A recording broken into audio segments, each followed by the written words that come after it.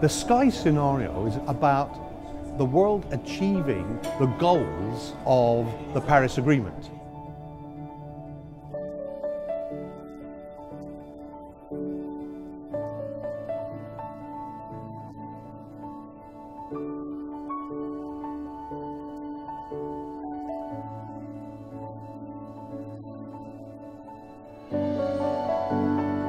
There is a lot of work to be done.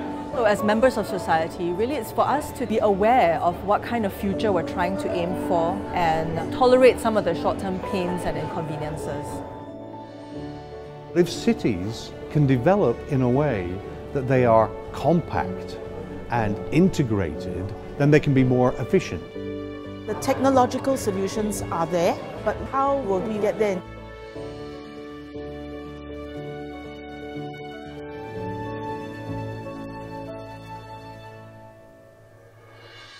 What I always advocate is for us to think in terms of our children's generation. They will be around by 2070.